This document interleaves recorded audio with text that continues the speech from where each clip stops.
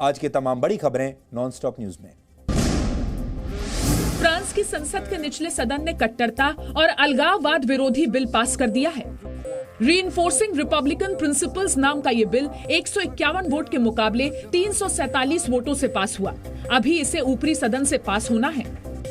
इस कानून के तहत नागरिकों को फ्रांस की धर्मनिरपेक्षता का सम्मान करना होगा। कट्टरवाद बढ़ाने वाली मजहबी शिक्षा पर पूरी तरह रोक लगेगी। मस्जिदें सिर्फ धार्मिक स्थल होंगी। बच्चे पढ़ने स्कूल ही जाएंगे। धार्मिक संस्थाओं को विदेशी फंडिंग की जानकारी देनी होगी। धार्मिक संस्थानों में नफरत फैलाने वाले भाषण नहीं हो सकेंगे। एक से ज्यादा शादी और जबरन शादी अब गैर कानूनी होगी। फ्रांस में अक्टूबर 2020 में टीचर सैमुअल पैटी की गला रेतकर हत्या के बाद से ऐसे कड़े कानून की मांग की जा रही थी। नए कानून में धार्मिक आधार पर डराने और सोशल मीडिया पर नफरत फैलाए जाने पर जेल और जुर्माने के भी कड़े प्रावधान हैं। फ्रांस ने एक एंटी रेडिकलिज्म बिल पास किया जहां पर सभी धर्मों को एक समान ट्रीट किया जाएगा। क्या भारत में कॉमन सिविल कोड या उस तरह के कोई ट्रीटमेंट होगा? कानून मंत्री इसके बिल का हम उसका अध्ययन करके आपके इस गुणित प्रश्न का उत्तर देंगे। हाँ। ग्रेटा थनबर्ग टूल किट साजिश मामले में निकिता जैकब का अहम रोल बताया जा रहा है। निकिता का पोएटिक जस्टिस फाउंडेशन के को फाउंडर मो धालीवाल की करीबी पुनीत से किया गया एक चैट सामने आया है। हालांकि बॉम्बे हाईकोर्ट ने निकिता जैकब को 3 हफ्ते के लिए ट्रांजिट इंटरिम बेल यानी अग्रिम जमानत दे दी है। निकिता और दिशा रवि के साथ ही दिल्ली हिंसा के आरोपी दीप सिद्धू के समर्थन में खालिस्तान समर्थक संगठन सिख फॉर जस्टिस ने एक वीडियो जारी किया है। इस वीडियो में मोदी सरकार के खिलाफ भड़काने वाली बातें कही गई हैं। Modi is using his power, which is not given democratically to him, unconstitutionally, to suppress the freedom of speech and expressions of Disha Ravi, Deep Sidhu, Nodeep Kaur, Nikita Jacob.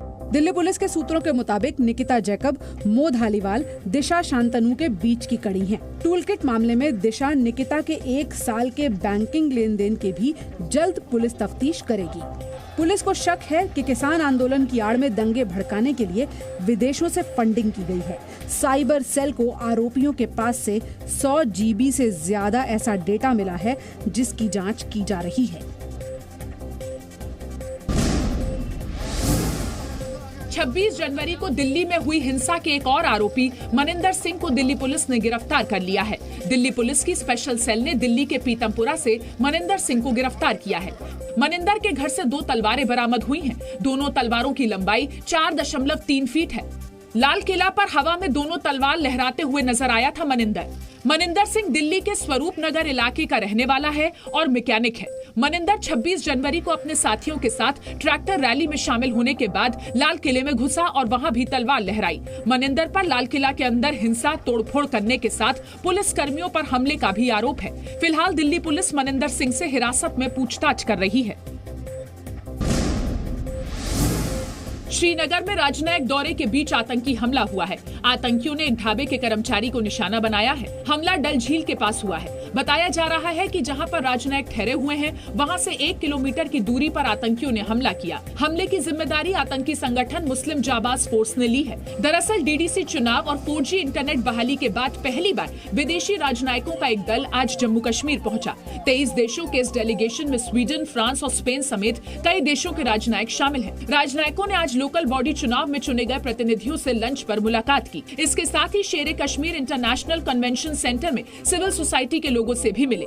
कल ये डेलीगेशन जम्मू जाएगा, जहां ये जम्मू कश्मीर के उपराज्यपाल मनोज सिन्हा से मिलेगा। अनुच्छेद 370 हटाए जाने के बाद तीसरी बार घाटी में विदेशी राजनयिक पहुंचे हैं।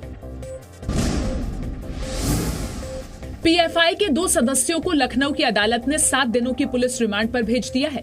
यूपी एसटीएफ अगले 7 दिनों तक दोनों से पूछताछ करेगी। अब 24 फरवरी को दोनों को अदालत में पेश किया जाएगा। दरअसल कल यूपी एसटीएफ ने बदरुद्दीन और फिरोज को गिरफ्तार किया था। दोनों केरल के रहने वाले हैं। दोनों के पास से हथियार और विस्फोटक भी बरामद किए गए थे। कल यूपी पुलिस ने खुलासा किया था कि इनके निशाने पर हिंदूवादी संगठनों से जुड़े नेता शामिल थे और ये यूपी में आतंकी वारदात को अंजाम देने की फिराक में थे।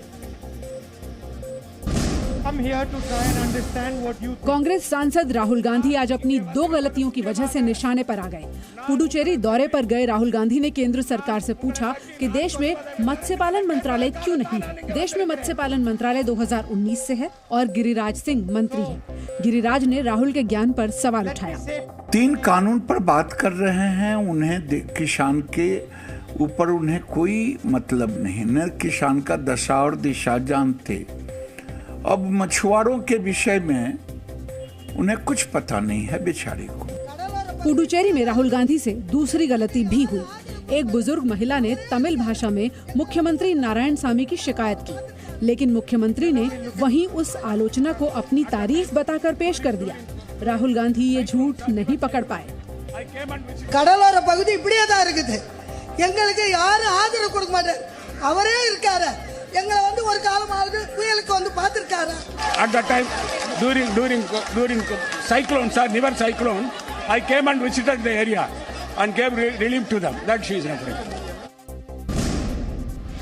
कृषि कानून के विरोध में किसान संगठन कल देश भर में रेल रोको आंदोलन चलाएंगे। कल दोपहर 12 बजे से लेकर शाम 4 बजे तक देश भर में रेल को रोका जाएगा। किसानों के रेल रोको आंदोलन को देखते हुए रेलवे ने आरपीएसएफ की 20 अतिरिक्त कंपनियां तैनात की हैं। पंजाब, हरियाणा और उत्तर प्रदेश में सुरक्षा पर खास ध्यान दिया जा रहा है। जवान रेलवे स्टेशनों से लेकर ट्रैक की सुरक्षा भी करेंगे। एक तो हम लोगों ने क्षेत्र से जो है वो अभिसूचना संकलित की है कि किन किन जगहों पे जो है वो रेल रोको आंदोलन के दौरान ज़्यादा प्रेशर रहेगा, और उसके बाद उन सारी जगहों पे जो है वो हमने एडिशनल डिप्लॉयमेंट किया है।